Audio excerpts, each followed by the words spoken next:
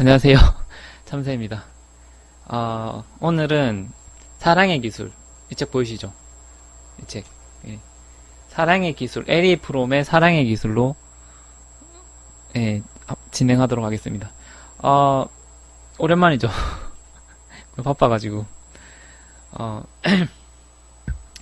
이 사랑의 기술, 이 책은, 원래는 원래는, 이건 옛날 책이고, 새 책 요새 나온 게 또 있거든요. 예. 근데 내용은 똑같아요. 이게, 여러 책으로 나오다 보니까, 예, 내용은 똑같아요.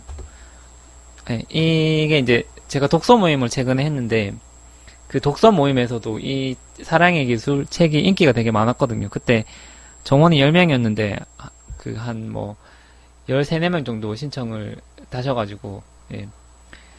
에리 프롬의, 이 책의 작가, 에리 프롬에 대해서 잠깐 설명을 하면은, 그는 이제 독일 사람이에요, 독일 사람.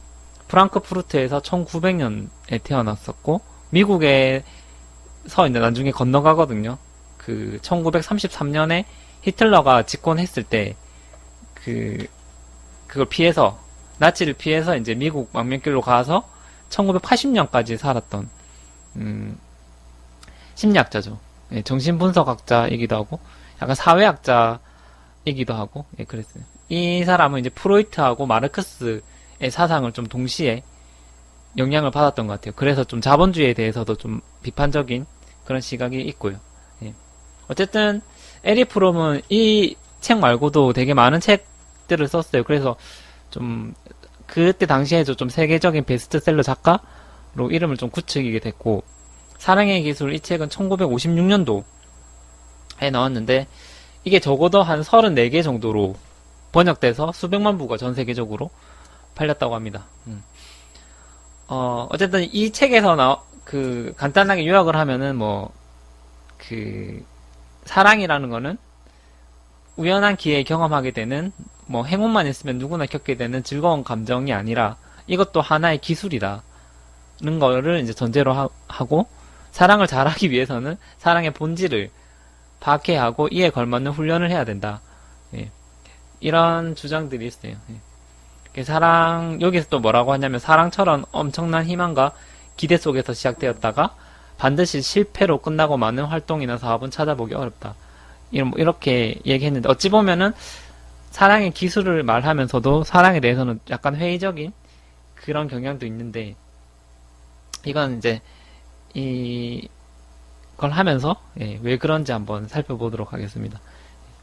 일단 에리 프롬은 그 사랑을 이야기하기 전에 이 책에서 인간의 존엄성에 대해서 먼저 이야기를 하거든요. 그러니까 인간이 어떤 수단이 될 수 없다. 인간이 다른 사람의 수단이 될 수 없다. 이런 거에 대해서 얘기를 하죠. 근데 이 자본주의의 모순점에 대해서 이야기하면서 이렇게 인간성이 해체되어 가고 있다라는 거에 대해서 이야기를 하고 있거든요.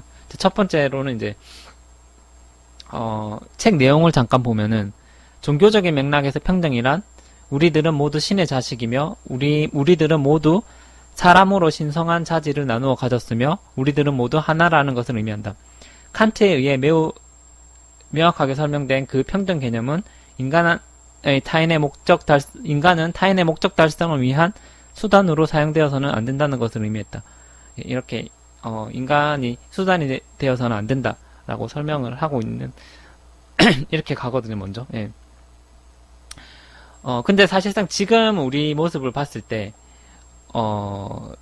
우리가 하나의 목적으로 대한다기보다 자본주의 사회에서는 되게 사람들이 일을 하는 것도 그렇고 되게 규정되고 재미없는 일을 하고 있고, 또 우리들이 비정규직이나 아니면 부자들의 어떤 여러 가지 행태들을 봤을 때 우리가 좀 수단으로 많이 쓰이는 그런 부조리함이 있잖아요. 여러분들도 좀 많이 느끼시죠. 오로지 칸트가 말했었던 그런 이상적인 방향은 아니다.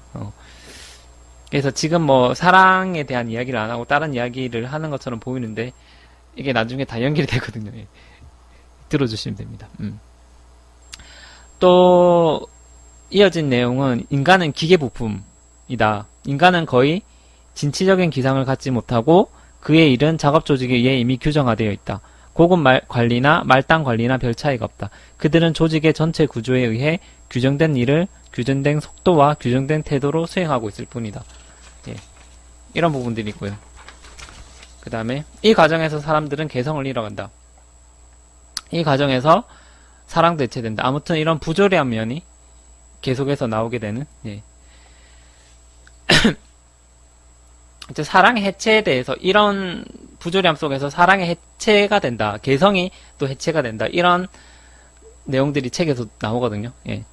읽어보면 주도권은 좋든 싫든 간에 노동의 분야에서 뿐만 아니라 자본의 분야에서도 개인으로부터 관료 조직으로 옮겨져 간다. 점점 많은 사람들이 독립적이길 포기하고 거대한 경제 제국의 경영인들에게 의존하게 되었다.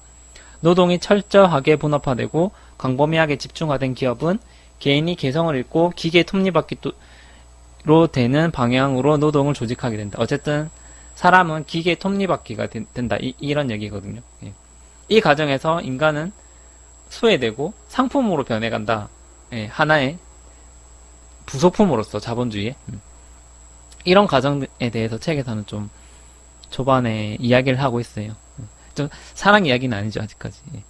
어쨌든 현대인들은 책 내용으로 보면 자기 자신과 동료와 자연으로부터 또 소외된다. 그는 상품으로 변하고 인간관계는 근본적으로 소외된 자동 인형의 관계가 되고 자신의 안전을 군중과 함께 있음으로써 찾게 되며 그것은 사상이나 감정이나 행동에 있어서 차이점은 전혀 나타나지 않게 된다. 예. 모든 사람들은 가능한 한 다른 사람들과 가까이 있으려고 하지만 그렇게 되지 않는다. 예. 예전에는 그 중세시대나 우리나라의 뭐 고려시대, 조선시대 뭐 이런 시대에도 다 같이 농사를 지었잖아요. 그때는 좀 사람들이 다 같이 긴밀하고 좀 조밀했는데 지금은 좀 그렇지 않다는 거죠. 좀 외로움을 많이 느끼고.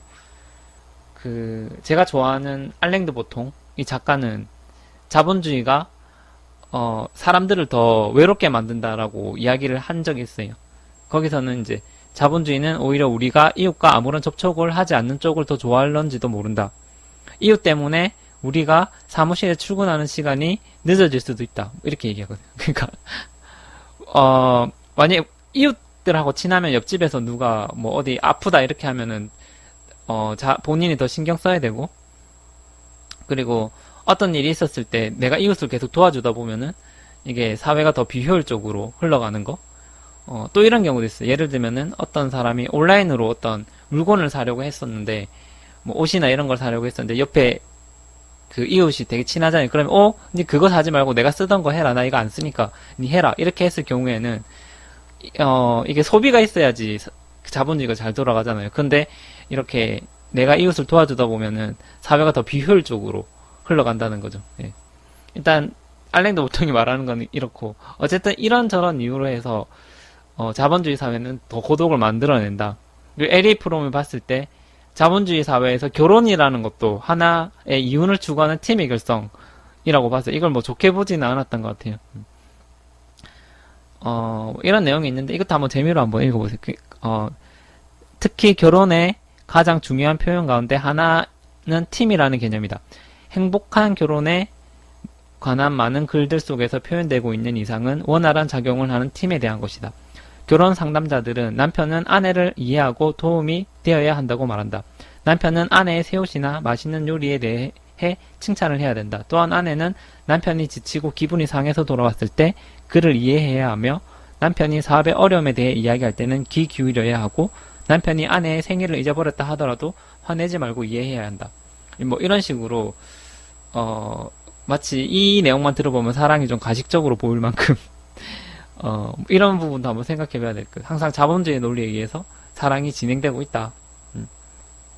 작가의 말대로라면 그 자본주의 사회에서 인간은 하나의 상품이 되는 거죠. 그런 의미에서 더 상품성이 있는, 뭐 예를 들면 더 능력 있고 더 잘생기고 더 예쁜 이런 사람들이 상품성이 있다라고 보는 거고요.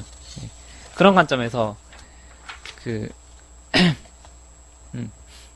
서양에서는 낭만적인 사랑이라는 개념이 보편화된 게 수세기 동안의 일이었다. 그게 얼마 안 됐다라는 거죠.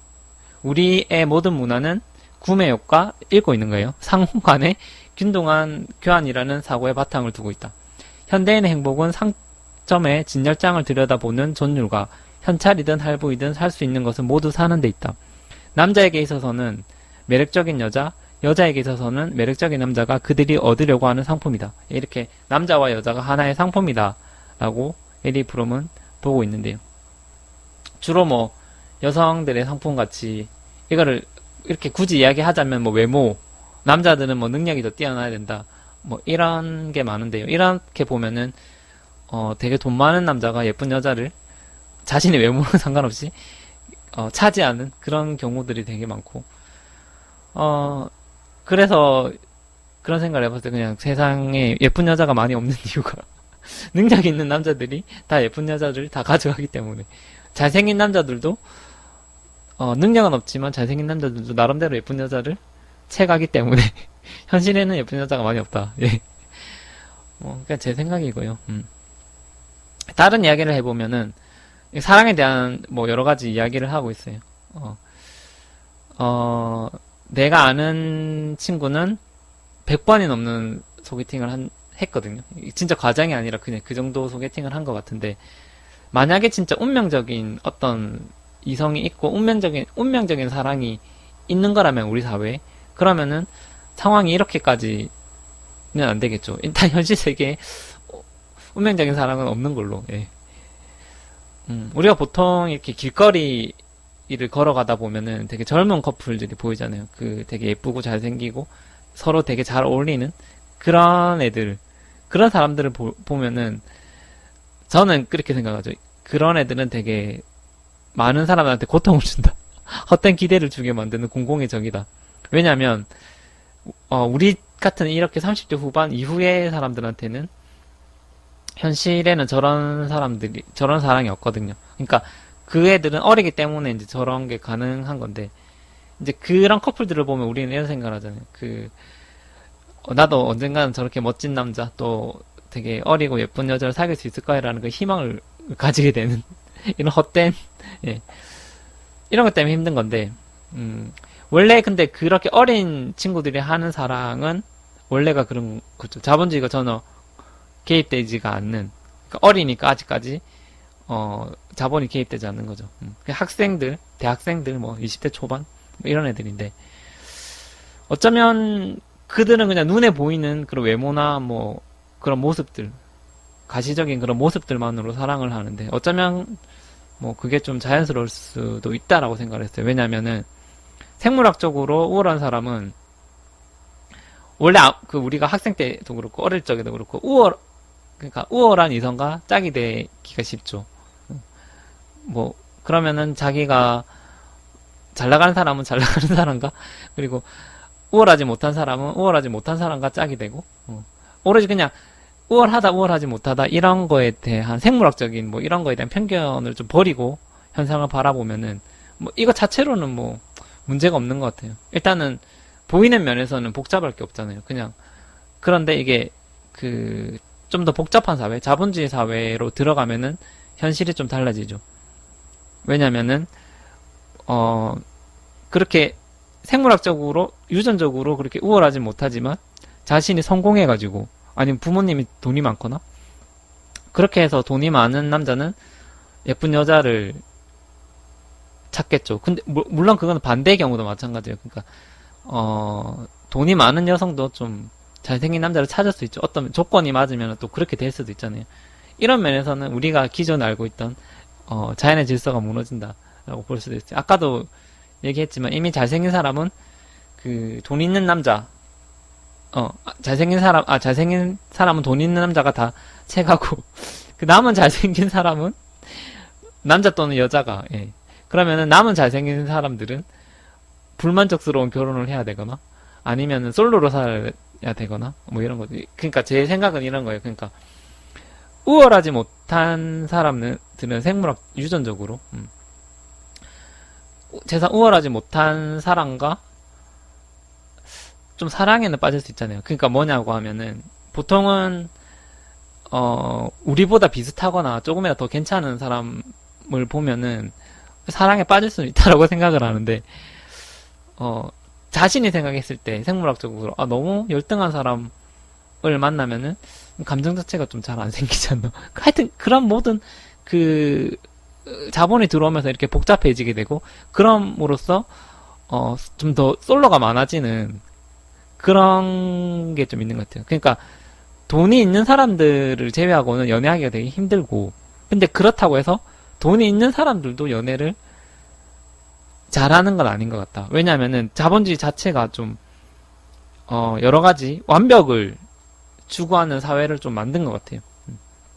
이제 그게 여러 심리학자들이 얘기했던 뭐 자본주의가 가지고 있는 지나친 자유와 선택권 뭐 이런 것 때문에 우리가 더 짝을 만나기가 어려워진다. 뭐 에리 프롬도 좀 마르크스를 좋아하기 때문에 이런 자본주의 문제에 대해서 계속 비판하고 있는 것 같아요. 아무튼 그때 그 내 친구는 되게 좋은 직장도 가지고 있었고 집도 있었고 차도 있었는데 왜 짝이 없었을까?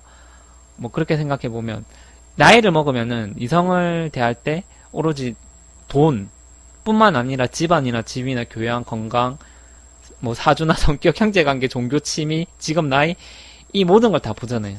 되게 복잡해져요. 이런 것들은 자본주의 사회에서 흔히 말하고 하는 조건이다. 뭐 이런 건데 이것도 다 상품성의 한 가지 요소들이죠. 이런 거 다 맞추다 보면은 진짜 제 친구처럼 소개팅을 100번 넘길 수 있는 거고 그렇다면 서로 마음에 드는 사람이 없을 수도 있고 그러니까 자본주의 사회에서 우리가 보는 것들이 하나의 상품으로서 보는 것들이 좀 약간 환상의 가능성이 높은 거예요.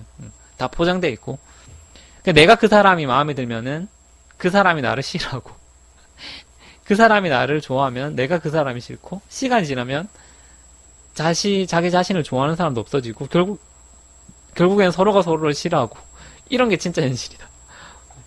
이렇게 계속 꼬이게 되는 건데 예전에 이제 뭐 공동체적인 사회에서는 그래서 서로가 긴밀하고 막 농사 짓는 이런 사회에서는 개인의 능력 같은 것들이 큰 의미가 없었잖아요. 그래서 그냥 대충 집안끼리 선봐서 결혼하고 얼굴도 모르는 사람들이 결혼하기도 하고 뭐 이런 일들이 일어나는데 이렇게 자본주의 사회에서는 지나친 자유와 선택권으로 인해서 우리가 더 외롭고 고독하게 되고 더 생각을 더 많이 하게 되고 피곤하게 된다. 이런 여러 가지 부조리한 것들이 자본주의 사회에선 존재가 한다. 뭐 이런 거고요. 어쨌든 이렇게 자본주의 사회에서는 이렇게 사람과 사람 사이에 어떤 분리가 보편화된다. 그 속에서 이제 불안이 일어난다는 건데, 분리가 불안을 만든다라는 그런 개념에 대해서 설명을 하고 있어요. 책 내용이에요. 분리되어 있다는 경험은 불안감을 자아낸다. 확실히 그것은 모든 불안의 근원이다. 분리되어 있다는 것은 인간적인 능력을 사용할 기회를 잃어버린 채 단절되어 있음을 의미한다. 그러므로 분리되어 있다는 것은 무력함을 의미하며 이 세계, 즉 사물과 인간을 능동적으로 파악할 수 없음을 나타내는 것이다. 따라서 인간의 가장 절실한 욕구는 자신의 분리를 극복하려는 욕구이다. 자신의 분리를 극복하려는 고독이라는 감옥에서 빠져나오려는 욕구이다. 뭐 이렇게 이야기를 하고 있는데요. 사람들은 이 시대에 이런 분리를 극복하기 위해서 발버둥을 치죠. 그러다가 여러 가지 잘못된 방법으로 그 분리 불안을 극복하려고 하는 내용들이 책에 많이 나와요. 그중 하나가 뭐 여러 가지가 있는데 그중 하나가 성적 황홀경. 좋은 방법은 아니라고 하는데 그 내용을 잠깐 읽어보면 성적 황홀경험을 경험한 후에 얼마간은 자신이 분리되어 있다는 사실에 대해 잠깐 망각하는 거죠. 예. 그래서 고통받지 않고 그러나 불안에 대한 긴장은 점차 고조되고 다시 그 의식을 되풀이해야만 감소될 수 있는 것이다. 그러니까 근본적인 해결책은 아니고 또는 자신의 어떤 그 고독감에 대해서 술이나 마약으로 그 불안을 극복하려 하기도 한다라고 이야기하고 있어요. 뭐 술을 마시거나 마약을 복용함으로써 도피처를 찾아 분리감에서 빠져나오려 하지만 도취 상태가 끝나게 되면 자신이 더욱 분리되어 있다고 느끼게 되며 더욱 자주 강하게 그것에 의존하게 된다. 뭐 이런 것도 있고 또 뭐 여러 가지 사랑이 없는 성행위는 순간적인 경우를 제외하고는 두 사람 사이의 간격을 결코 메울 수 없기 때문이다. 이렇게 공허한 관계들이 이어진다. 예. 진정한 관계가 아니고 진정으로 우리를 정서적으로 포만감을 줄 수 없는 것들 대해서 이야기를 하고 있어요. 뭐, 또, 계속해서 같은 맥락인데, 짧고 강렬한 사랑, 첫눈에 반하는, 뭐, 그런 사랑을 조심하라 하기도 해요. 우리 사회에서는. 일단은, 짧고 강렬한 사랑, 갑자기 친밀해지는 이 기적은 특히 성적 매력과 성적 결합에 의해 주도되고 이와 결합될 때 더욱 촉진되게 마련이다. 그러나 이런 유형의 사랑은 그 성격상 지속적이지 못하다. 그들은 심치, 즉 서로에게 미쳐 있다는 것을 그들의 사랑의 강도를 나타내는 증거로 생각하지만 그것은 단지 그들이 전에 얼마나 고독했었는가를 나타나는 것에 불과하다. 그러니까 사람이 너무 고독하기 때문에 이렇게 빠르고 강렬한 사랑에 좀 빠진다라고 얘기해요. 그러니까 외로워서 사랑을 하는 경우 그게 진짜 사랑이 아닌데 예. 그렇게 이야기를 하고 있어요. 제가 예전에 얼마 전에 윌리엄 글래스 심리학자의 선택이론이라는 책을 읽으면서 이런 말이 있는 거예요. 그러니까 진짜 사랑과 가짜 사랑을 구별하는 방법에 대한 내용이 있었어요. 그걸 잠깐 읽어보면 내가 사랑에 빠진 사람이나 성관계를 맺기 시작한 사람과 얼마나 많은 공통점이 있는가 특별히 자신에게 물어보라. 호르몬에 의해 그 사람에게 매혹당하지 않더라도 친구로서 기꺼이 사귈 만한 사람인가? 만약 그 대답이 아니다라면 당신의 사랑이 성공할 가능성은 거의 없다. 호르몬은 우리를 만나게 해주지만 우리 사이를 지속시켜주진 않는다. 그러니까 일시적인 호르몬에 의해서 사랑을 하게 되면은 뭐 여러 가지 것들에 인해서 빠르게 사랑을 하게 되지만 근본적으로는 이거를 봐야 된다는 거죠. 그러니까 만약에 연인이 아니더라도 내가 이 사람과 친구로 지낼 수 있는가? 그걸 보라는 거예요. 그 정도로 공통점이 많은 사람인가를 보는 거고 그렇다면은 그 공통점이 많은 사람일수록 더 진짜 사랑이다. 더 지속적인 사랑이 될 가능성이 높다라고 윌리엄 글래서는 이야기하고 있는 것 같아요. 지금 콩깍지가 씌었는지 안 씌었는지는 그 사람과 내가 얼마나 공통점이 많은가를 객관적으로 한번 살펴보는 것. 그러면은 뭐 그거는 사랑이라고 하네요. 예. 그리고 어쨌든 경우는 다른데 사람이 외로워서 누군가를 사귀는 경우 있잖아요. 저도 그런 경험이 있었는데 결과적으로는 되게 안 좋았어요. 그러니까 되게 미안하게 되고 어쨌든 흐지부지 헤어지게 되고 되게 신기한 거는 내가 이제 그 마음이 진짜가 아니잖아요. 근데 말로는 우리가 아니 나 진짜로 내가 니를 좋아한다라고 말은 하지만 그게 진짜가 아닌 경우에는 상대방도 그것을 되게 민감하게 알아차린다는 거죠. 진짜로. 그러니까 이 사람이 진짜가 아니구나라는 거를 안 좋아해요. 최소한 그게 사랑이 될 때까지는 기다렸다가 그 사람과 사귀는 게 맞다. 만약에 그런 경우에서는 제 경험을 이야기하는 겁니다. 만약에 사랑이 안 생기면은 안 사귀는 게 맞다. 예, 계속해서 방송을 하도록 하겠습니다. 그 불안을 극복하는 과정에 대해서 이야기하고 있는데요. 이런 것도 있어요. 남한테 상처를 주거나 폭력을 행사하거나 뭐 그런 거를 사디즘이라고 하고요. 그 다음에 반대로 이제 폭력을 받거나 상처를 받음으로써 불안함을 극복하려는 그런 좀 약간 이상한 조금은 변태적인 그런 사람들이 있어요. 그거를 이제 전자를 사디즘이라고 하고 후자를 마조이즘이라고 하는데요. 책에도 그런 내용이 있어요. 처음에 이제 사디즘에 대해서 설명하는 게 있거든요. 그 사디즘은 가학성 음란증이라고도 하고 전문용어로. 예. 책에서는 인간은 타인을 자기 자신의 일부로 만들어 고독감과 갇혀있다는 감정에서 벗어나려고 한다. 그는 자기 자신을 숭배하는 사람을 흡수함으로써 자신을 팽창시키고 강화한다. 사디즘은 명령하고 착취하고 상처를 입히고 모욕을 가하지만 이까지가 사디즘 내용이고 그 다음에 피학적 음란증적 인간은 피학대 음란증 발음이 어렵네요. 증적 인간은 이건 마조이즘이죠. 명령받고 착취당하며 상처를 입고 모욕을 당한다는 것이다. 예, 이런 사디즘과 마조히즘에 대한 내용이 있는데 제 생각에는 이거 둘 다 좀 비정상적이잖아요. 그게 그들 자신이 좀 둘 다 열등감이 있는 것 같아요. 사디즘 같은 경우에는 자기가 이제 그 자신의 약점을 숨기려고 일부러 막 더 강한 척 하는 사람들이고 그러니까 남들을 충분히 배려를 안 해주는 거죠. 피학증도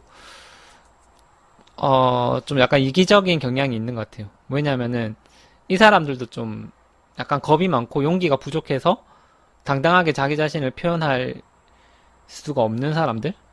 그냥 착취를 자기가 당하는 게 오히려 더 안전하고 자신의 그 약점을 드러내면서 동정받고자 하고 좀 보호받고자 하는 그런 심리가 있는 것 같아요. 어, 하여튼 이런 사람들이 있고 그 다음에 사람들은 또 분리불안을 극복하는 과정을 이야기하고 있어요. 여기서 소속감에서 극복하기도 한다라고 이야기하는데 사람들은 소속된 느낌을 좋아한다. 이건 좀 부정할 수 없는 것 같아요. 그러니까 예를 들어서 우리가 뭐 학교에 있거나 어떤 울타리 안에 있을 때는 외로움을 많이 안 느끼잖아요. 어떤 회사에 있어도 약간 그런데. 근데, 좀 더 치열한 자본주의 사회에서는 소속감이 좀 없어진다라고 이야기를 하거든요. 음. 책에서는 로마인 이야기를, 로마인 예시를 들고 있어요. 소속감에 대해서. 읽어보면, 보잘것없는 로마인도 나는 로마인이다 라고 말할 수 있었기에 긍지를 느꼈다. 로마와 그 제국은 그의 가족이며 집이고 그의 세계였다. 현대 서구 사회에서도 집단과의 합일은 분리감을 극복하는 방법으로 널리 사용된다. 만일 내가 나를 다른 사람들과 다르게 하는 감정이나 생각을 갖고 있지 않으며 관습, 의복, 사상 등을 집단의 유형에 일치시킨다면 나는 구제된다. 즉 고독이라는 무시무시한 경험으로부터 구제되는 것이다. 이렇게 이제 우리가 학교 다닐 때처럼 뭐 옷이나 교복 같은 거죠. 그런 문화 이런 게 공통되잖아요. 이런 것들만 같아도 엄청난 소속감을 느끼고 고독으로부터 구원받을 수가 있으나 자본주의 사회는 좀 더 자유분방한 사회이기 때문에 우리가 고독하다는 거죠. 근데 또 되게 신기한 거는 이렇게 소속감을 느끼고 싶어 하는 것도 있지만 그 와중에 또 개성을 추구하는 존재이기도 하다. 작가가 이렇게 얘기하고 있는데 항상 이것들 사이에서 고민하고 있는 것 같아요. 지크문트 바우만이라는 사회학자는 이 두 가지 축, 그러니까 하나는 소속하고 싶어 하는 거, 또 하나는 분리되고 싶어 하는 거 사이에서 계속 우리의 마음이 왔다 갔다 한다라고 말을 하고 있거든요. 이것이 엄청난 에너지 덩어리다 라고 이야기를 했어요. 개성 충족에 대해서 이야기하면 대부분의 사람은 자신들이 가진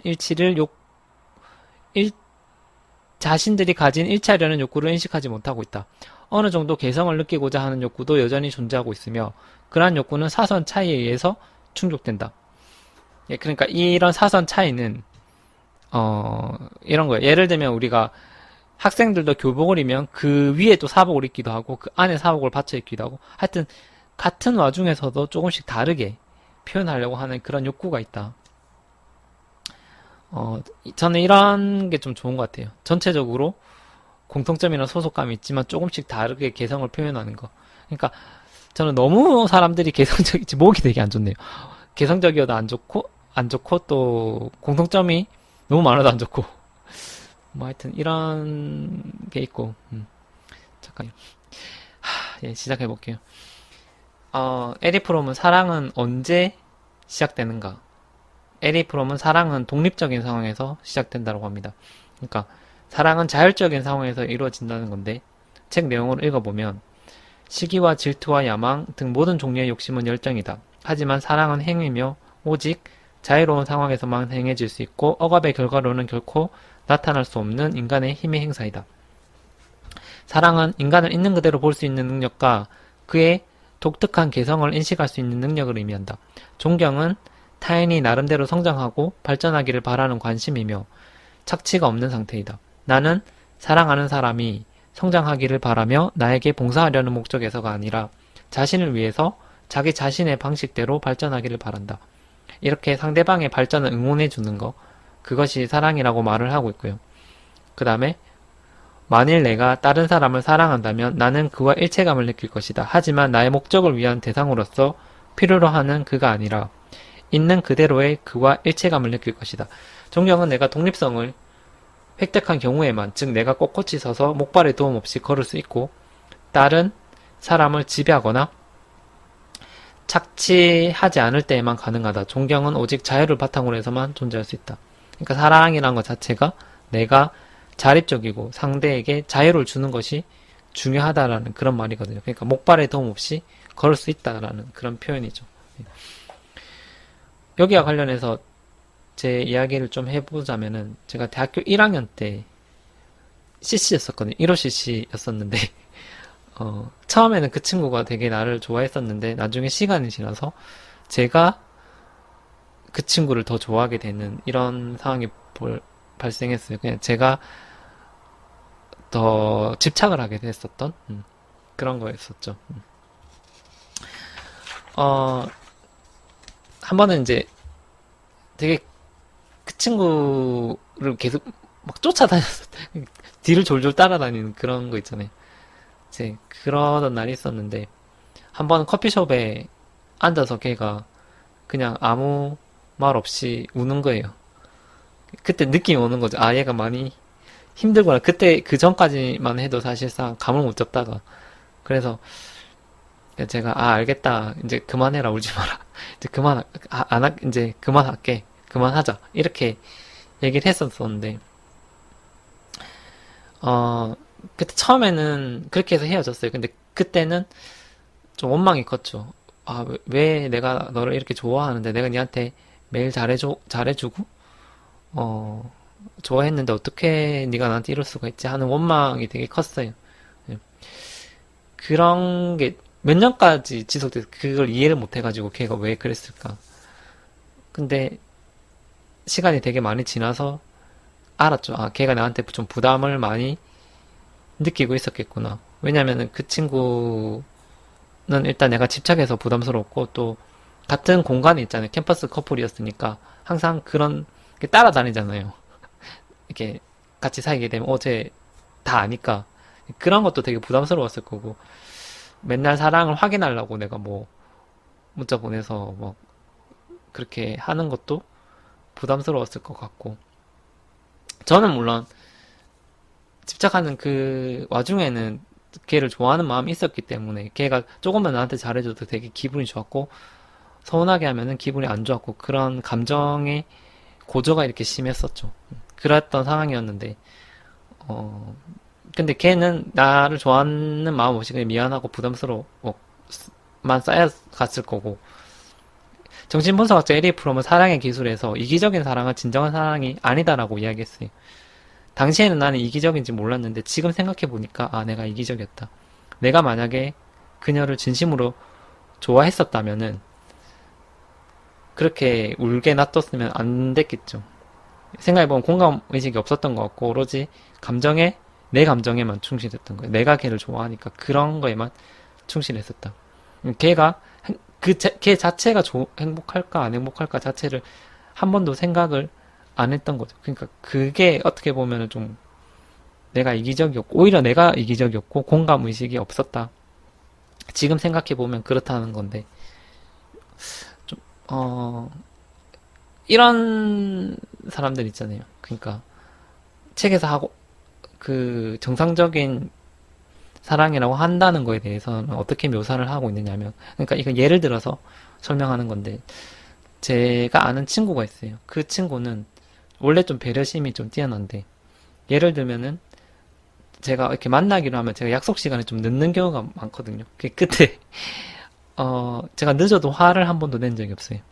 그러니까 만약에 내가 늦게 오면은 자기가 음악을 듣거나 노트북을 켜서 자기 할 일을 하거나 이렇게 하는데 그냥 내가 만약에 늦게 와도 자기는 기다리는 시간이 좋다. 내가 할 거 있었고 네가 오히려 더 늦게 오기를 바랬다. 이런 식으로 안심을 시키는. 물론 그 친구도 자기가 나한테 요구하는 게 있긴 있어요. 뭐 영화를 보러 가자 혹은 공연을 보러 가자. 자기 그런 걸 되게 좋아하거든요. 근데 강요는 절대 하지 않죠. 그냥 나한테 제안은 해요. 뭐 혹시나 보러 갈 생각 있느냐. 만약에 없으면은 나 혼자 가겠다. 절대 부담 가지지 마라. 이런 식으로 항상 이야기를 해주는 친구가 있는데 그냥 이런 방식으로 상대방한테 절대 강요하지 않는 방식이죠. 이런 방식으로 사랑도 해야 되고 상대방한테 그렇게 자유를 줘야 된다. 이런 말이죠. 예. 이런 식으로 해야 되는데 그때 당시에 저는 걔한테 이렇게 좀 삐지기도 하고 강요하기도 하고 계속해서 그랬던 모습을 보여줬었고 그게 잘못됐다고 생각을 해요. 그때 나 자신에 대해서 생각을 한다면은 좀 정체성이 없었다. 왜냐면 그때는 대학생 1학년 때였고 뭐를 해야 될지도 잘 모르는 시기였고 일단 군대가 있으니까 하루하루 그냥 어떻게 하면 잘 놀았다. 잘 놀았다고 소문날까 이런 시기였기 때문에 정체성이 없었던 것 같아요. 그러니까 나 스스로도 자존감이 좀 낮았었고 걔를 좋아하는 것 말고는 내가 뭘 해야 되지 이런 거를 좀 잘 몰랐었던 것 같아요. 근데 지금은 제가 좀 정체성을 찾았잖아요. 그게 좀 지금도 책 출판이나 뭐 강의나 이런 거로 시간을 보내고 있는데 사실 그거는 내가 예전부터 하고 싶었었던 거였고 그거 할 때는 되게 좋잖아요. 하고 싶었던 일이니까 그래서 저는 제가 삶의 중심을 좀 어느 정도 찾았다라고 생각을 하고 있었는데 이런 상황에서는 집착이 안 일어난다고 생각해요. 왜냐하면 집착이라는 거는 자기 자신의 정체성을 찾지 못했을 때, 그러니까 내가 걔한테 집착했었던 대학교 1학년 때, 그럴 때 일어나는 거기 때문에, 지금 현재는 내가 만약에 다시 연애를 하더라도 집착을 안 할 거다라고 생각을 하고 있어요. 이게, 저는 이걸 하면서 좀 되게 웃긴 게 사랑이라는 것 자체가 하나의 좀 아이러니한 상황이 일어난다라고 생각해요. 예를 들면, 분명히 에리 프롬은 사랑의 기술이란 책에서 이런 말을 해요. 자립적인 상황에서만 목발 없이 걸을 수 있는 자립적인 상황에서만 사랑을 한다라고 했는데 제가 그때 사랑의 기술로 이걸로 모임을 했었잖아요. 그때 그 모임에서 이런 말을 했어요. 생각해보니까 사랑은 없는 것 같다. 근데 분명히 내가 걔랑 그때 사랑을 했을 때는 내가 자립적인 상황이 아니었잖아. 내가 결핍이 있었을 때였고 내가 부족했었고 정체성이 없었을 때 그때 그녀를 간절히 원했고 사랑을 했는데 집착을 했고 부담감을 줬죠. 그녀한테. 그래서 뭐 서운한 행동을 하면 삐지기도 하고 그랬었는데 그게 진짜 사랑이 아니다라는 건 알겠어요. 근데 지금은 이제 잘못을 깨닫고 나 자신을 찾고 자립을 할 수 있게 된 상황이고 자존감도 회복을 했는데 심지어 다른 사람한테 의지를 안 하잖아요. 근데 그렇게 되자 어, 사랑이 잘 안 느껴지는 것 같아요. 그러니까 간절히 누군가를 막 원하는 그런 상황은 아닌 것 같고 어, 분명히 자립할 때 남한테 부담을 주지 않는 성숙한 사랑을 할 수 있다라고 했지만 막상 자립하고 나니까 내가 결핍이 없으니까 사랑 또한 존재하지 않는 거, 안 존재하는 것 같은 거예요. 누군가를 옛날처럼 탓하고 집착했을 때 일어났던 그런 진한 감정 같은 게 안 일어나고 그래서 이게 좀 모순인 것 같다. 막상 자립하고 나니까 사랑이 없어지고 자립했을 때 진정한 사랑이 있다고 했으면서 그래서 제가 모순이라고 생각했고 그래서 사랑이라는 게 어찌 보면 프로이트가 말한 대로 정상적인 상태에서 일어날 수 있는 게 아니구나 그런 생각을 했죠. 여기에 대해서는 좀 토론을 해볼 가치가 있는 것 같아요. 여러분들 어떻게 생각하는지 궁금하고 다음에 오프라인에서 모임을 하게 되면 이런 거에 대해서도 좀 토론을 해봤으면 좋겠네요. 제가 존경하는 작가님이 있어요. 그분도 사랑 같은 게 없다라고 말을 했거든요. 처음에는 그분도 자기 와이프를 만나셨을 때 외모에 되게 반했대요. 그래서 사랑해서 결혼했는데 결혼하고 나니까 그 감정이 없어졌다고.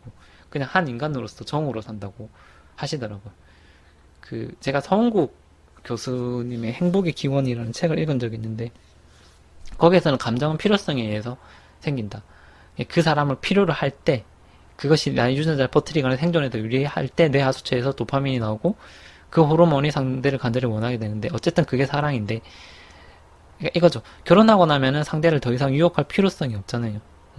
예전에는 이렇게 자기가 꼬셔야 될 필요가 있었는데 그러니까 필요성이 없으니까 결국에는 도파민이 안 나오고 사랑이 느껴지지 않는 거죠. 결국 사랑은 사라지고 마는 건데 간혹 뭐 이렇게 되게 오래된 커플들도 혹은 부부들도 밀당 같은 걸 하는 경우가 있는데 저는 그게 아직까지도 자신을 유혹할 필요성이 아직 남아있다라고 애써 어필하는 게 아닌가. 예, 이런 하여튼 여러 가지 모순적인 상황이 일어나는 것 같아요. 그래서 사랑은 정말 복잡하다. 예, 이렇게 생각할 수가 있고. 그 다음에, 그 다음 장으로 넘어가서 이제 스스로에 대한 사랑, 이런 게 나와요. 스스로에 대한 사랑은 남도 사랑할 수 있다. 그러니까 자기 스스로를 사랑해야지 남을 사랑할 수 있다. 이런 건데 한번 책 읽어보면 나 자신에 대한 사랑은 다른 존재에 대한 사랑과 분리될 수 없다. 진실한 사랑은 생산성의 표현이며 보호, 존경, 책임, 지식을 포함한다. 그것은 타인에 의해 생겨나는 감정이 아니라 자신이 사랑할 수 있는 능력에 근거한 사랑받는 사람의 성장과 행복을 능동적으로 갈망하는 것이다. 만일 개인이 생산적으로 사랑할 수 있다면 자기 자신도 사랑할 수 있다. 뭐 이렇게 표현할 수 있는데 어쨌든 사랑할 수 있는 능력에 대해서 말하고 있는 거고요. 저는 사람에 대한 신뢰가 있어야지 다른 사람들도 사랑할 수 있다라고 생각을 하고요. 저 같은 경우에는 저희 부모님께서 저를 되게 많이 사랑해 주셨어요. 사랑을 많이 받고 제가 자랐는데, 그래서 제가 이 세계에 대해서 부모님들을 통해서 물론 경험했지만 이 세계에 대한 신뢰가 있었고 사람에 대한 신뢰가 있었다라고 생각을 했고 어쨌든 나 스스로도 사랑할 수가 있었다. 그래서 제가 사랑을 좀 겁없이 좀 많이 했잖아요. 어떤 사람은 아예 사랑 자체를 도전하기를 꺼리는데 저는 계속해서 도전을 했었고 그게 저는 애초에 이 세상에 대해서 사람에 대한 신뢰가 형성돼 있었기에 그렇게 할 수 있었다라고 생각을 해요. 만약에 저도 어렸을 적처럼 뭐 어렸을 적에 다른 사람들처럼 가정이 안 좋았거나 부모님이 뭐 이혼을 하셨거나 뭐 많이 싸웠던 그런 집에서는 다른 이렇게 절제적인 건 아닌데 어쨌든 다른 사람들을 사랑하기 주저하는 사람들이 많아요. 도전 자체를 안 해보고 대시를 못 해보고 왜냐면은 자기는 다시 상처가 반복될 게 두렵기 때문인데 그 상처라는 게 결국에는 신뢰를 했던 사람한테 버림받았었던 그런 상처 있잖아요. 그게 사실 엄청 크거든요. 근데 그런 게 반복하기 싫으니까 아예 도전 자체를 안 하는 건데. 근데 나 같은 경우에는 그런 게 어떤 건지 잘 모르죠.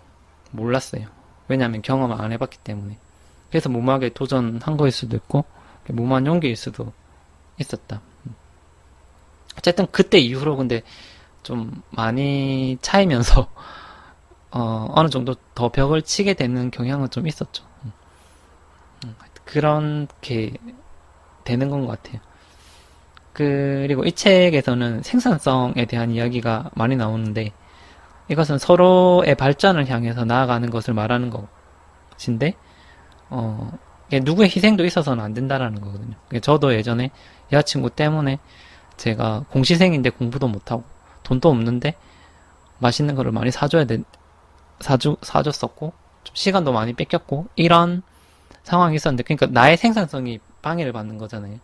이제 그녀는 올라가는 건데. 그러니까, 어느 누구의 생산성도 방해가 받아서는 안 된다라고 얘기를 하고 있고, 작가는. 그리고, 그렇게 해서 자기 자신을 희생하면서까지, 그러니까 생산성을 없어지면서까지 그렇게 사랑을 하면 안 된다. 그게 집착이 되는 거고. 그래서 혹시라도 여러분들도 자기 자신이 희생을 하고 있는 건 아닌지, 만약에 그렇다면 그거는 진짜 사랑이 아니다. 생산적이지 못하면 사랑이 아니다라고 한번 자신을 돌아봐야 되지 않을까요? 예. 그렇습니다. 그 다음에 이제 자기중심적인 사랑에 대해서 이야기를 할 건데 책에서 읽어볼게요. 다른 사람을 결코 사랑하지 않으면서 서로 사랑에 빠져 있는 사람을 찾아볼 수 있다. 그들의 사랑은 사실 서로 간의 자기중심주의에 불과하다. 그들 두 사람은 고독의 극복을 경험하지만 나머지 다른 사람들과 분리되어 있으므로 여전히 서로에게 분리되어 있고 소외된 상태로 남는다. 결국 그들이 갖는 합일의 경험은 환상인 것이다. 이런 사람 있잖아요. 되게 이기적인 사람들인데 끼리의 어떤 사랑을 하는 경우가 있어요. 저는 근데 그거를 뭐 그렇게 나쁘게 본다라기보다 일시적인 단계로 이끌어내는 것 같아요. 최소한 자기들끼리는 뭉쳐야 한다는 거를 알고 있는 거죠. 하여튼 이것도 뭐 조심스럽게 말을 해야 되겠지만 어쨌든 그냥 다른 사람들을 배척하더라도 최소한 우리끼리는 사랑하자. 좀 그런 게 있는 것 같아요. 물론 결과적으로 봤을 때 이타적인 게 더 좋겠지만 이런 유형도 있다. 근데 생각해보면 저도 제가 이 세상의 주인공인 줄 알았었던 시기가 있었어요. 그게 20살 때 되게 놀라운 경험을 한 적이 있는데, 그때 당시에 제가 알던 어떤 여자애가 있었는데, 걔는 그냥 되게 평범했었던 애였었거든요. 근데 나를 보면 항상 칭찬해 줬어요. 그냥 내가 막 잘생겼다고 그때 당시에는 그런 얘기를 했었었는데, 어느 날 같이 대학교 MT를 간 적이 있었어요. 그랑 같은 조가 됐는데 밤새 술 마시면서 놀았죠. 근데 걔가 이런 얘기를 하는 거예요. 술이 된 상태예요. 그러니까 나는 학교에서 이 동기도 좋고 그 어떤 선배도 좋고 어떤 동기도 좋다 이렇게 얘기를 하는데 놀랐던 게 그 사람들 자체가 다 되게 멋있는 선배나 동기였던 것 같아요. 저는 그때 뭘 느꼈냐면 아 이게 다른 사람들도 다 자기들만의 욕구가 있구나. 제가 되게 버겁게도 그때 당시에는 내가 세상의 주인공이고 어 그런 생각을 가지고 있었는데 그때 그걸 안 거죠. 아 어떤 사람들도 다 자기만의 어떤 욕구나 이런 게 다 있구나. 이게 별거 아닌 것 같았어도 저한테는 그게 좀 충격이 있어요. 그때 약간 살짝 제가 자기 중심성에서 벗어난 벗어나고 있구나라고 생각을 했었거든요. 왜냐하면 결국에 자기 중심성에서 벗어난다라는 것은 나의 욕구에만 치중하던 것이 아 다른 사람들의 욕구도 한번 생각해 볼 수 있다라는 거 이런 계기라고 생각해요. 어쨌든 사람들은 어떤 계기로든지 자기 중심성을 벗어나고 에리 프롬은 그게 좀 청소년 시기 때 많이 일어난다라고 생각을 해요. 이제 그 공감 의식이 생기고 자기 중심성에서 벗어나는 그 시기가 다른 사람 입장을 이해하기 시작한다는 건데 그것이 이제 사랑의 시작이라고 보는 거죠. 계속해서 자아도취에 대해서 이야기를 해보자면은 프로이트가 이런 얘기 했어요. 자아도취 단계로 되돌아오는 사람은 사랑을 할 수가 없다. 프로이트는 사랑은 성욕의 표현이며 성욕이 타인을 향하고 있는 경우는 사랑이고 자신을 향하고 있는 경우를 자기애라고 가정한다. 사랑과 자기애는 한쪽이 커지면 커질수록 다른 쪽은 작아진다는 의미로 볼 때 상호 배타적이다. 이기적인 사람은 자신을 매우 사랑하는 것이 아니라 거의 사랑하지 않는다. 사실 그는 자신을 증오한다. 이러한 자기 자신에 대한 호감과 보살핌의 부족은 그의 생산적 부족의 한 가지 표현에 불과하며 자신을 공허하고 좌절된 상태로 남겨둔다. 여기서 되게 신기했던 거는 이기적인 사람은 자신을 매우 사랑하는 것이 아니라 사랑하지 않는다. 사실 자신을 증오한다라고 말했었던 거. 이기적인 사람이 자기를 좋아하는 것처럼 보이지만 사실은 자기 자신을 싫어한다. 이런 건데 이게 왜 그러냐고 하면은 이게 생각을 해보면 그런 사람들 자체가 좀 피해의식이 있고 열등감이 있다라는 것을 의미하는 것 같고 아까도 말했다시피 다른 사람에 대한 신뢰가 없기 때문에 그냥 그 이기적인 성격이 되는 것 같고 그냥 어떤 사람하고 트러블이 있을 때 그냥 내가 그 사람을 용서하거나 화해하거나 좀 좋아하려고 노력하면 되는데 그런 게 아예 잘 안 되는 그런 사람들 있잖아요. 누군가를 미워하는데 되게 익숙해져 있는 상황이 있는 것 같아요. 생각해보면 저는 지금 보면은 사람들을 거의 미워하지 않거든요. 그냥 제가 그런 마음을 안 가지려고 좀 노력을 하는 것 같아요. 지금도 계속. 근데 저도 20대 초반에는 되게 이기적인 사람이었었고 한 번 그렇게 딱 바뀐 경험이 있어요. 제가 딱 기억나는 장면들이 있는데 22살 때 제가 호프집에서 아르바이트 했었던 때가 갑자기 생각이 나는데 그때 인상적이어가지고 그때 내가 누군가를 엄청 미워했었던 적이 있었거든요. 내가 일을 처음에 되게 잘 못했는데 저를 되게 갈구던 사람이 있었거든요. 보통 자기를 되게 괴롭히거나 갈구는 사람을 좋아할 수는 없잖아요. 그래서 처음에는 그 사람을 피하고 뒤에서 욕도 하고 막 이랬었는데 이런 생각이 드는 게 어차피 내가 적어도 얼마간은 몇 달 동안은 제가 이 사람을 계속해서 봐야 되는데 계속해서 이 사람을 미워하면은 내가 너무 힘들 것 같다. 이렇게 딱 생각을 하고 이제 좀 미워하지 말아야지라고 생각했던 적이 있어요. 처음에 그게 감정적으로는 잘 안 되는데 그냥 처음에는 이렇게 시작하는 것 같아요. 그냥 내가 먼저 그 사람한테 좀 아부를 떤다든지 좋은 말 칭찬 같은 거를 먼저 하고 나면은 그 행동이 있고 나서 내 마음이 좀 따라가는 것 같은 느낌이 들었어요. 태도를 바꾸니까 희한하게 그 선임이 그 다음부터는 나를 안 괴롭히고 오히려 나한테 좀 솔직한 이야기까지 할 수 있을 정도까지 됐었던 것 같아요. 이게 딱 바뀌는 그런 시점이 있는 것 같아요. 요즘도 생각해보면 저는, 누군가가 미워지면은 그 상황을 어떻게 타개하려고 하느냐면 그 사람한테 오히려 더 잘해주는 방식으로 해서 최대한 미움이 없어지려고 좀 노력을 하거든요. 예. 근데 생각해보면 저도 그, 이게 딱 바뀌는 그런 시점이 있는 것 같아요. 이게 불교에서 말하는 그런 그 업식, 패턴, 까르마가 바뀌는 시점이 있는 것 같은데 생각해보면 제가 초등학교 때는 그 내가 잘못을 했어도 미안하다는 얘기를 한 명한테도 한 적이 없거든요. 왜냐면 좀 그게 낯간지럽다라고 생각을 해서 그런지 모르겠는데 그런 얘기를 잘 안 했는데 딱 이게 중학생 딱 올라가니까 제가 입에 달고 살 정도로 미안하다는 얘기를 되게 잘 하는 거예요. 그런 말 하면서도 자존심 상해하지 않고 그냥 그런 말 한마디 사실 별거 아닌데 그런 말을 처음 하게 되는 그 순간에서부터 바뀐다, 사람이. 그러니까 이런 행동이 먼저 중요한 것 같아요. 제가 만약에 그 사람을 계속해서 미워하면은, 피하기만 하면은 되게 신기한 거는 그 사람은 내가 피하려고 하는 그 행동만 계속해서 더 집요하게 나한테 하려고 한다는 것을 깨달은 적이 있거든요.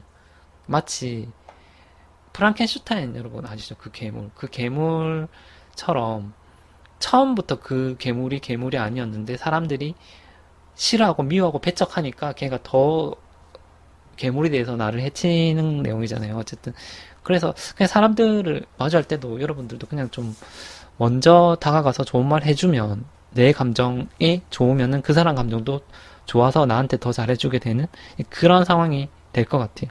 피하면 오로지 나만 더 괴롭다. 그런 것 같아요. 그래서 조금만 쉬었다가 다시 하도록 하겠습니다. 예, 그렇다면 계속해서 사랑은 의지의 문제인가? 예, 여기에 대해서 이야기를 하도록 하겠습니다.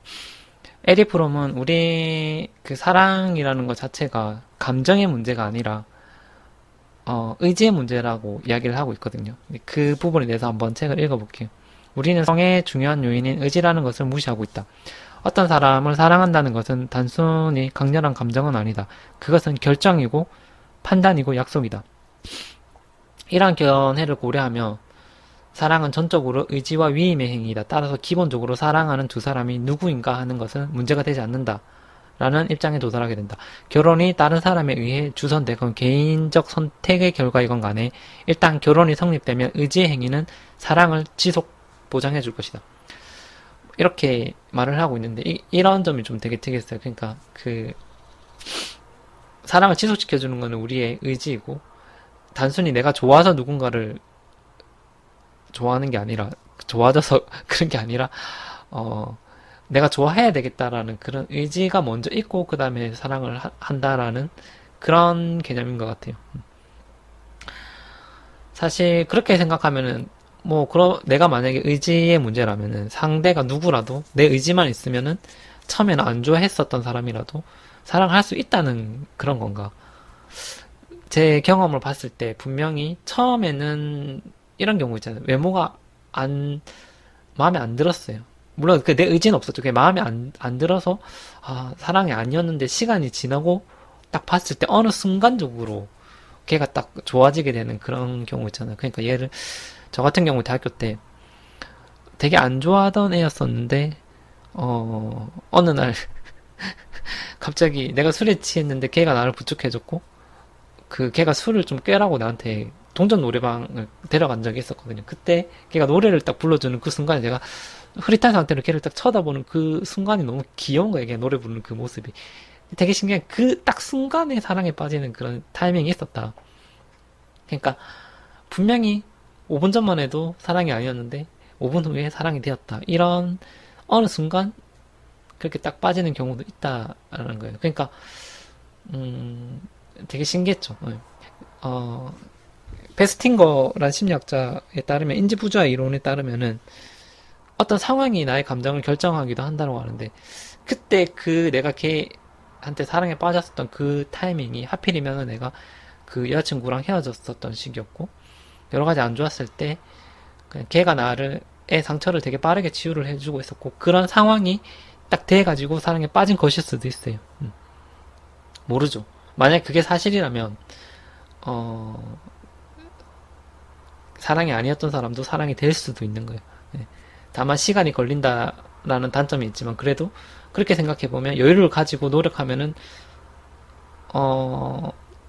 누구와도 사랑을 할 수 있다라는 경험상, 예, 그렇게 될 수도 있다는 거죠. 그렇다고 하면은, 좀 사랑은 의지의 문제, 어느 정도는 의지의 문제일 수도 있다. 왜냐면 기다리고 상황만을 맞춰주면 잘하면 될 수도 있기 때문에. 네, 그런 생각도 들었고, 사실에 우리는 좀, 여러 가지 기회비용의 문제로 힘들어하잖아요. 이거 실제로 연애가 안 되는 이유는, 왜냐면 이 사람도 좋은데, 이 사람보다 더 좋은 사람이 있을까봐 불안해하잖아요. 그렇게 해서 놓친 사람이 되게 많잖아요. 그러니까 얘도 괜찮은 것 같은데 더 좋은 사람이 있을까봐 선택하지 못하는 사이에 얘가 또 다른 사람한테 간 적이 되게 많잖아요. 보통 이런 생각을 하죠. 만약에 운명의 어떤 사랑이 있다면은, 지금 사랑이 아니다라고 치고 사랑이 만약 의지의 문제라면 그냥 신께서 누구인지만 내한테 말을 해주는 거예요. 신이 만약 있다면 쟤는 너의 사랑이다. 그러면 다른 거 아무 걱정 안 하고 뭐 그냥 오로지 그래, 노력을, 지금은 사랑은 아니지만 노력을 해서 사랑을 하자. 의지의 문제니까 그렇게 하면은 사랑할 수도 있을 것 같은데, 문제는 우리는 모르잖아요. 누가 나의 진짜 운명인지 이런 것들도 모르고. 만약에 우리가 조선시대나 중세시대 때 태어나서 뭐 집안과 집안끼리, 가문과 가문끼리 결혼을 할 수밖에 없는 상황이었다면은 오히려 그러면은 이런 인지부조화가 더 쉽게 됐을 수도 있겠죠. 왜냐면은 다른 대안이 많이 없으니까.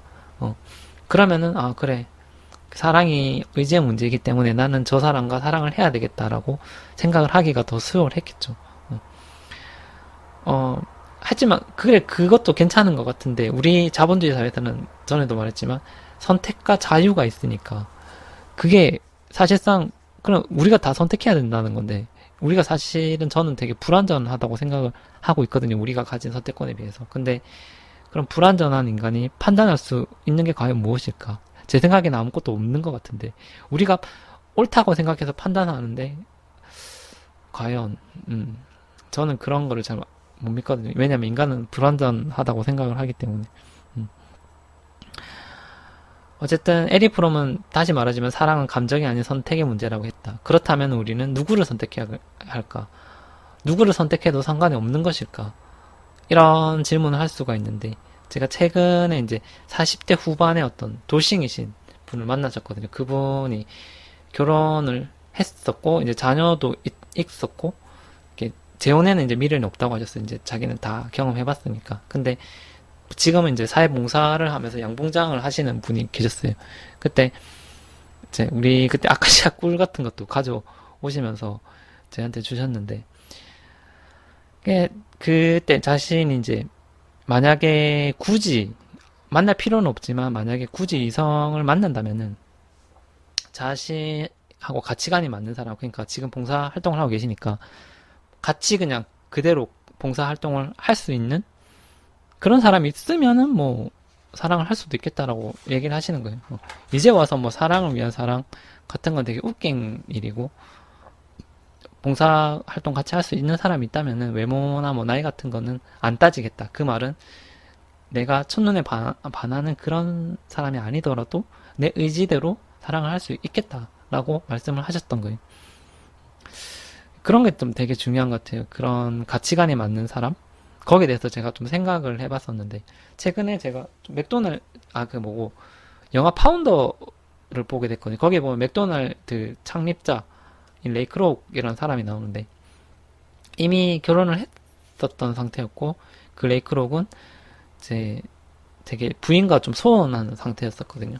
그러니까 뭐 그렇다 나쁜 건 아니었는데, 그냥 되게 밥 먹을 때도 상투적인 이야기만 하는 거 있잖아요. 자기는 앞으로 사업을 계속 하고 싶고 그쪽으로 어떻게 하면 좋겠다라는 거에 대해서 부인이 좀 신경을 써줬고 관심을 가져줬으면 좋겠는데, 부인은 거기에 대해서는 전혀 관심도 없고 조차도 못하는 거예요. 그냥 오로지 남편이 한다고 하니까 그래 열심히 해봐라 약간 이 정도였는데 어느 날 그 레이크록이 자기하고 되게 대화가 잘 통하고 맥도날드 이 프랜차이즈 이 사업에 되게 관심이 많은 한 여성을 만나게 돼요. 근데 그 여성이 유부녀였던 거죠. 그러니까 자기도 유부남인데 유부녀를 만나게 된 건데 그냥 밤에 되게 통화하는 장면이 나오거든요. 그 영화에서 보면 그 밤에 뭐 이렇게 어디에 만약에 맥도날드가 들어서면은 장사가 되게 잘 될 거고 매출이 엄청날 거고 사람이 되게 많을 거다 이런 얘기를 막 격앙된 상태로 하고 있어요. 그러면 레이크롭도 그래 맞다 네 말이 맞다 이렇게 얘기하면서도 그 통화가 다 끝나고 딱 가면은 이제 부인은 되게 그런 거 있잖아. 아무 말도 없고 그냥 조용하게 그냥 침대에 누워만 있고 그래서 그때 자기가 허전함을 좀 느끼고 외로움도 좀 많이 느꼈는데 그래서 그 유부녀를 많이 찾아가요. 가서 막 여러 가지 이야기도 많이 하고 그냥 하나의 팀과 같은 그런 개념이다라고 얘기를 하거든요. 그러니까 결국에는 그 영화 결론은 어 물론 맥도날드 잘해서 프랜차이즈 성공했다 이런 내용도 나오는데 사랑 이야기도 나오니까 양쪽 다 이혼을 하거든요. 이렇게 위자료 다 챙겨주고 어렵게 결혼을 하죠. 저는 그걸 봤을 때, 아, 저것도 좀 사랑할 수도 있겠구나. 결국에는 자기 자신하고 가치관이 잘 맞는 사람하고 잘 산다. 그래서 저는 그런, 저도 이제 그런 사람을 만나야 되나? 그런 생각을 좀 많이 했죠. 비슷한 사람. 그게 사랑이 아니더라도 내가 만약에 어떤 의지를 가진다면은 그냥 그런 사람을 선택을 하고 내 의지대로 해야 되겠다. 사랑이 아니더라도 그냥 그런 생각을 해봤었고. 제 동생이 결혼했어요. 1월 달에 했는데.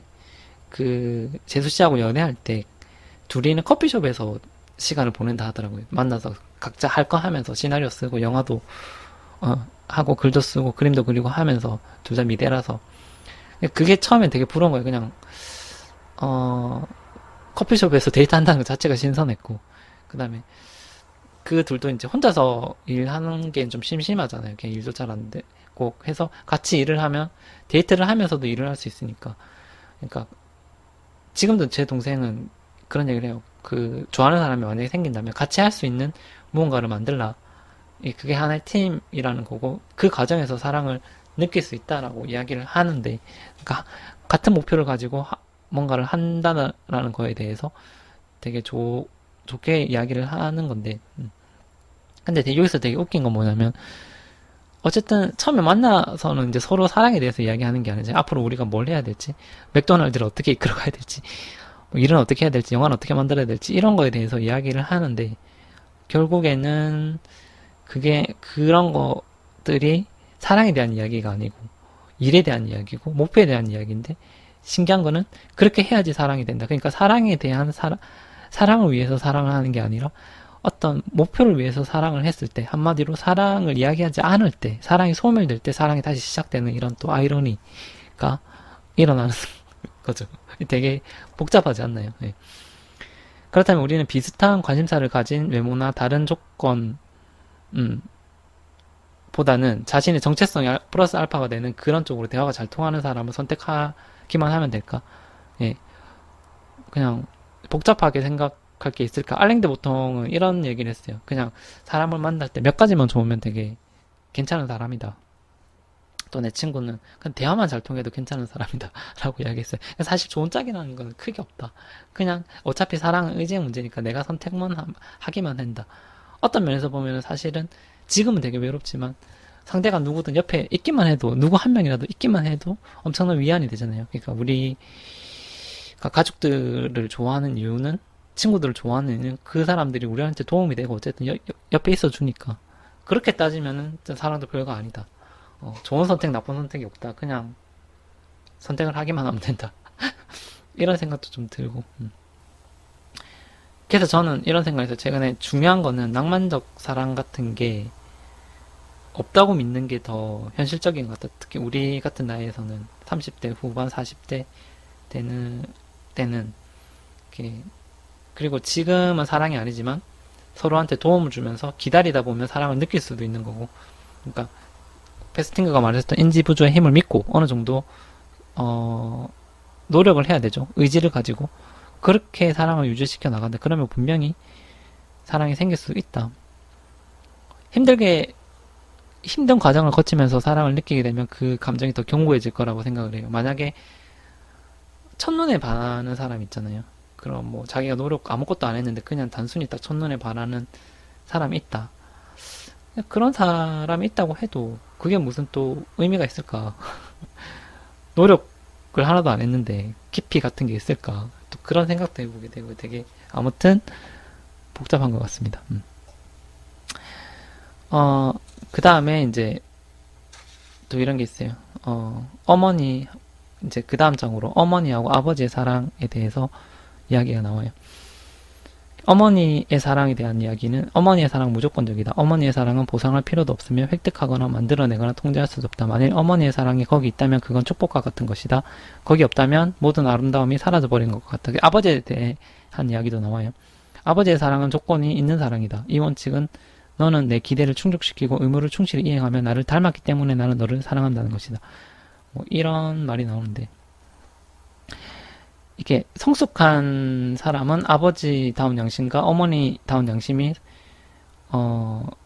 모순적인 것처럼 보이는 사실에도 그 두 양심을 가지고 사랑한다. 그러니까 이 두 가지의 장점이 있는 거고 만약에 아버지다운 양심만을 갖고 있다면 그는 거칠고 비인간적이 되고 어머니다운 양심만을 갖고 있다면 그는 판단력을 상실하거나 자기 자신이나 타인의 발달을 방해하기 쉽다. 이렇게 나오는 건데 어머니와의 사랑만 있는 경우에는 어머니가 이렇게 다 해주니까 좀 어리광 같은 게 좀 생길 수가 있겠죠. 그리고 인생을 현실적으로 처리할 능력이 많이 없다라고 얘기해요. 그 아빠와의 관계가 있어야지 되는데 엄마와의 애정만 있으면은 초자적인 게 좀 약해가지고 현실적으로 판단할 수 있는 능력이 좀 없다라고 얘기하는 것 같고 여기에서 이제 강박증과 히스테리가 나와요. 네. 그러니까 히스테리는 엄마와의 애정에 문제가 있는 경우, 강박증은 아빠와의 애정에 문제가 있는 경우 이렇게 분류를 하고 있어요. 이 프롬은. 네. 한번 읽어볼게요. 신경증이 생기는 원인은 어떤 소년이 애정은 있지만 지나치게 방임하거나 간섭하는 어머니와 약하고 무관심한 아버지 밑에서 자랐다는 사실이 있다. 이 신경증 자체가 강박증이랑 히스테리를 다 포함하는 뭐 그런 거거든요. 그러니까 예 그런 거고 일단 이거부터 먼저 봐야 될 것 같아요. 일방적으로 아버지 지향적인 사람이 있어요. 아버지 지향적인 사람은 법과 질서 그리고 권위의 원리에 충실하고 무조건적인 사랑을 기대하거나 받아들일 수 있는 능력이 결여된 인간으로 자라난다. 이러한 발달은 아버지가 권위주의적이고 지나치게 아들에 대해 애착을 갖고 있는 경우에는 더욱 강화된다. 아빠와의 관계에 있어서 지나치게 좀 애착이 있거나 문제가 있는 경우에는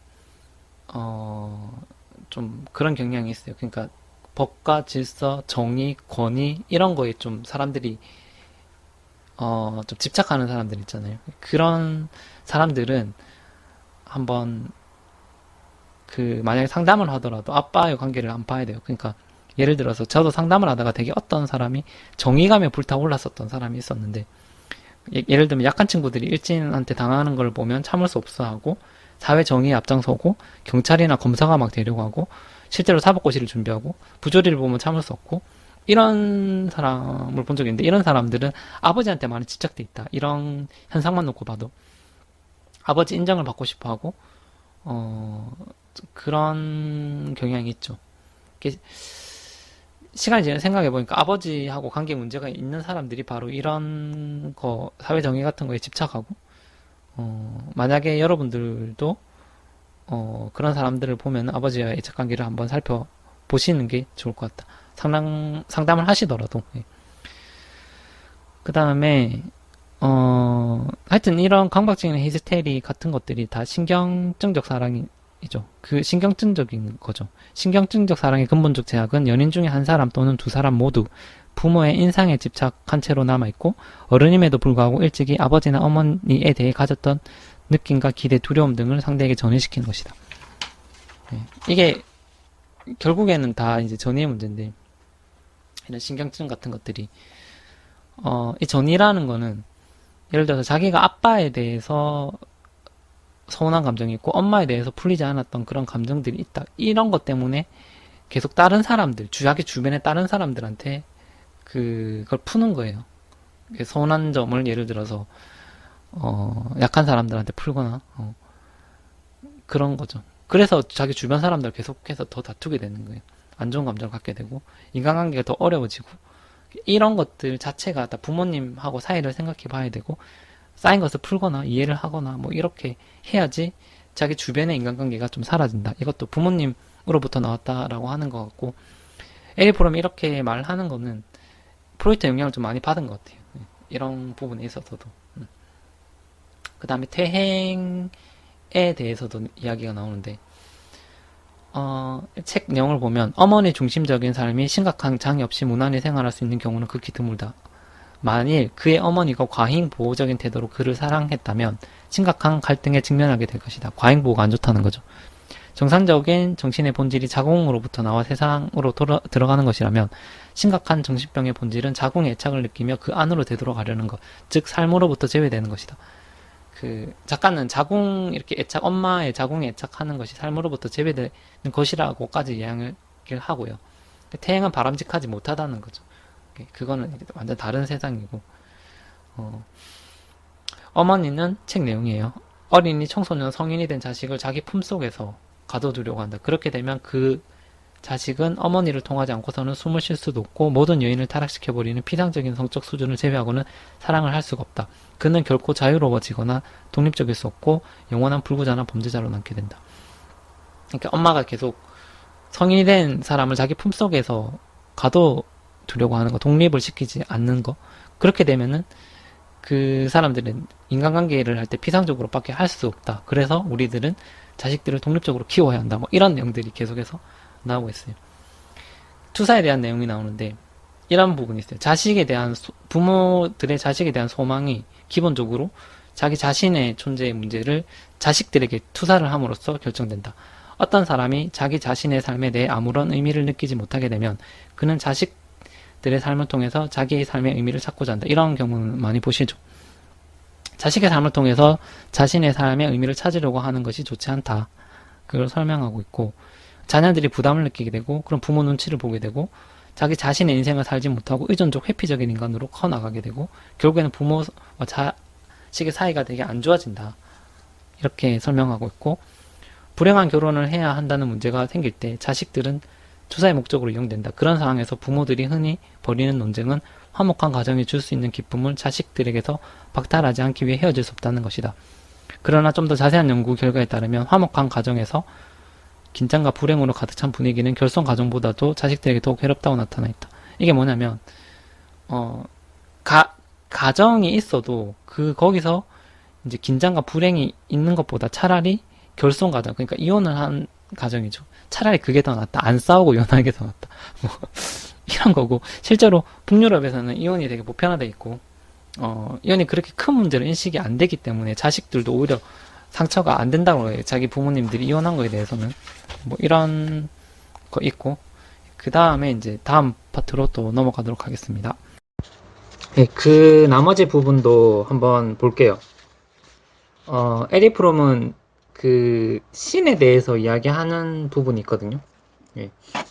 그 책 내용을 한번 보면 신은 최고의 가치와 가장 바람직한 선을 상징한다. 진실로 종교적인 사람은 만일 그가 일신교적 관념에 따른다면 어떤 것을 구하기 위해 기도하지 않고 신으로부터 무엇을 받고자 기대하지 않는다. 그는 자신이 신에 대해서 아는 것이라고는 아무것도 없다는 것을 인식할 정도로 자신의 한계를 느낄 수 있는 겸손을 가지고 있다. 이런 신에 대한 여러 가지 관념들인데,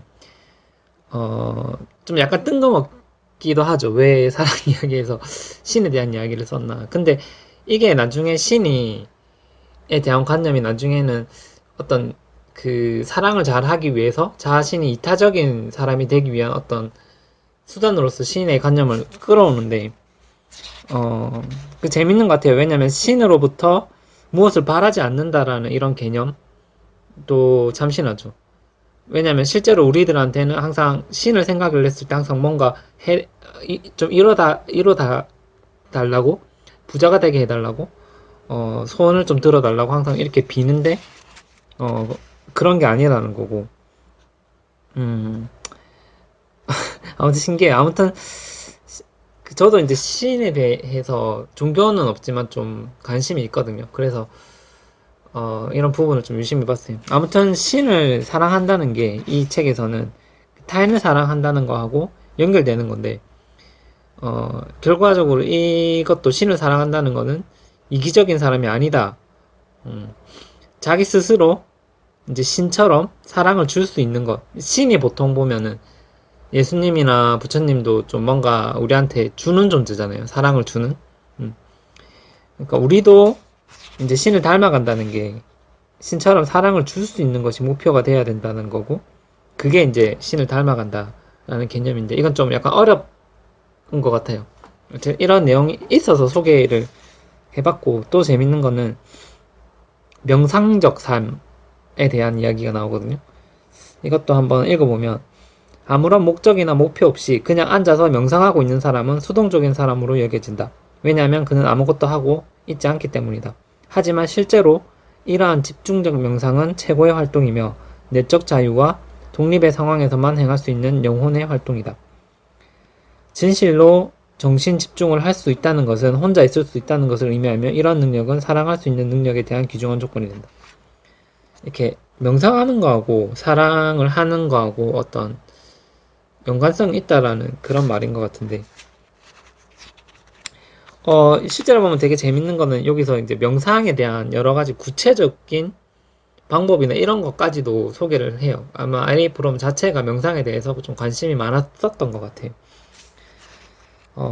읽어보면 아주 간단한 몇 가지 연습을 하는 것이 도움이 될 것이다. 예를 들면 편안한 자세로, 너무 처지거나 딱딱하지 않은 자세로 앉아서 눈을 감는다든지, 또는 자기 앞에 있는 하얀 장막을 쳐다본다든지 해서 쓸데없는 생각을 떨쳐버리고 자기 호흡을 따라가는 것. 그러나 그것에 대해 생각하지도 않고 강요하지도 않고 단지 호흡을 따라가는 것이다. 따라서 호흡을 느낄 수 있게 되고 더 나아가 내 힘의 중심으로서, 내 세계의 창조자로서 자기 자신을 인식하려는 것 등은 도움이 될 것이다. 적어도 매일 아침 잠자리에 들기 전 20분 정도씩은 정신 집중 연습을 해야 한다. 그런 연습과 함께 자기가 하고 있는 일, 즉 라디오를 듣고 책을 읽는 것, 사람들과 이야기를 하고 경치를 보는 것 등에 집중하는 법을 배워야 한다. 바로 이 순간에 하고 있는 활동이 중요한 문제가 되어야 하고 그것에 전념해야 한다. 이렇게 명상에 대해서 아주 길게 설명을 하고 있어요. 명상을 우리가 어떻게 이해를 해야 될까? 저도 명상에 대한 생각을 많이 하는데 이런 부분이 있는 것 같아요. 결국에는 사람이나 사물을 있는 그대로 바라보는 거, 하나의 네이브한 상태, 자연적인 상태, 그런 거죠. 그냥 이것 명상 자체가 사람을 기분 좋게 하는 게 있는 것 같고, 사람이나 사물을 있는 그대로 볼 수 있게 해주는 건데, 이게 원래의 세상인 것 같아요. 그러니까 사람은 누구나 원래 사랑하고 타인을 이해할 수 있는 그런 존재다. 명상을 하게 되면은 원래 그 인간 본성 자체로 돌아온다라는 거죠. 그러니까 이런 편안한 느낌이 이타적인 것과도 연결된다. 아까 신도 이타적인 것과 연결된다고 했고, 명상도 이렇게 이타적인 것과 연결된다. 그렇다면 우리가 뭐 긴장을 하고 다른 사람들을 미워하는 그런 안 좋은 감정 자체는 원래 그게 자연적인 것이 아니고, 이게 몸에 긴장을 주잖아요. 예, 그것 자체가 부정적인 거고 자연적인 것이 아니다라는 거고, 명상을 통해서 원래 자연적인 상태로 돌아오는 거고, 그리고 이것을 통해서 집중력도 높여주고 자기 자신을 컨트롤할 수 있게 된 때 진정한 사랑이 된다. 그때 이제 그 불교에서 말하는 까르마, 업식 같은 거를 바꿀 수도 있다고 보는 것 같아요. 그러니까 자기가 사랑을 잘 못하는 사람이었다가 사랑을 줄 수 있는 그런 사람으로 바뀔 수가 있다. 명상을 통해서 우리는 스스로를 컨트롤해야 된다. 에리 프롬에 이런 내용이 있다는 것 자체가 좀 신기하네요. 예.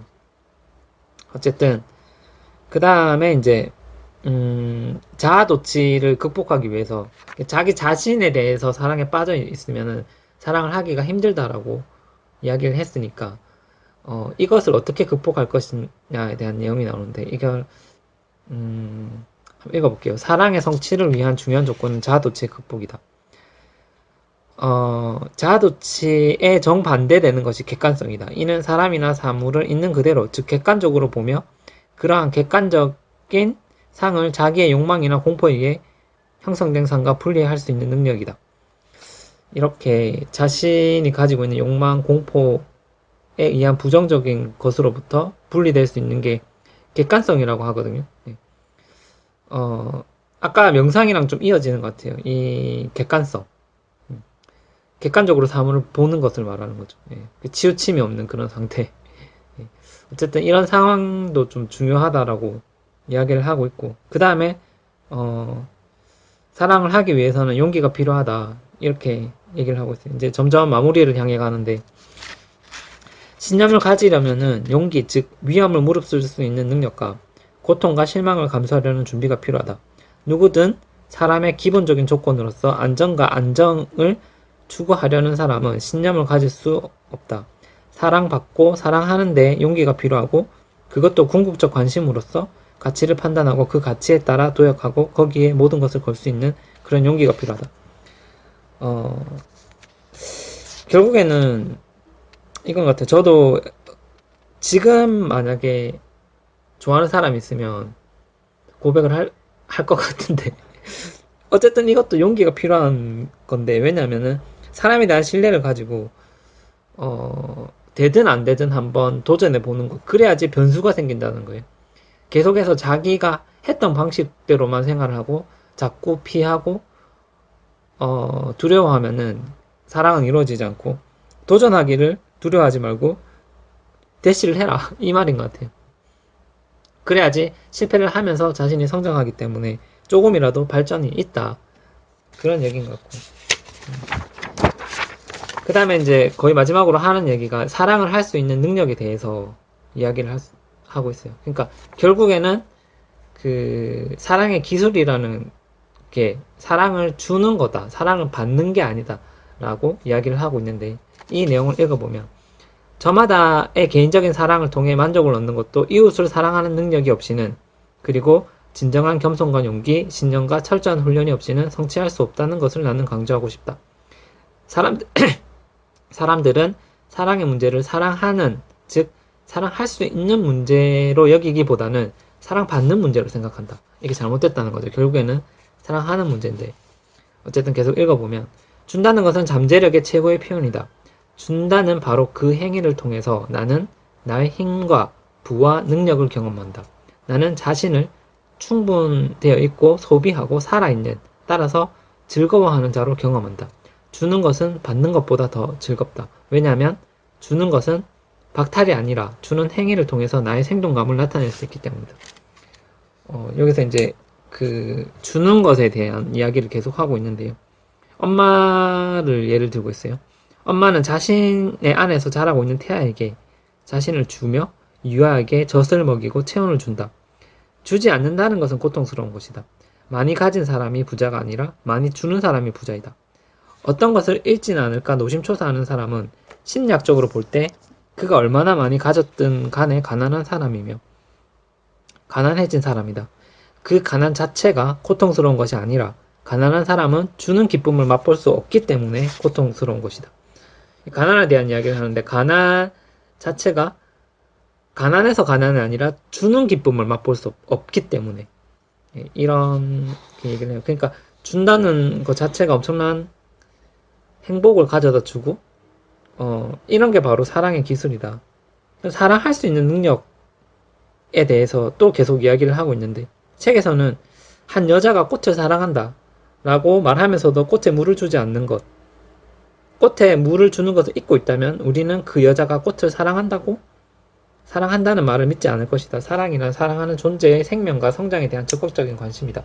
이렇게 이야기를 하는데 한 여자가 꽃에 물을 준다는 것, 저는 그게 뭐랑 비슷하다고 생각하냐면 자기가 좋아하는 강아지 있잖아요. 강아지가 되게 귀엽기도 하지만 한편으로는 거기에 따르는 일도 많잖아요. 뭐 똥도 치워줘야 되고 여러 가지 산책도 시켜줘야 되고 하는 부분들이 있는데 그러니까 그런 것까지 그게 단점이 될 수도 있죠. 뭔가를 해야 되니까 상대방의 단점까지도 이해하고 받아주고 내가 책임져 줄 수 있을 때 진정한 사랑이 시작된다. 예, 이런 거거든요. 실제로 여러분들 사랑을 할 때 그냥 단순히 상대방이 좋아서 하는 것보다는 내가 저 사람의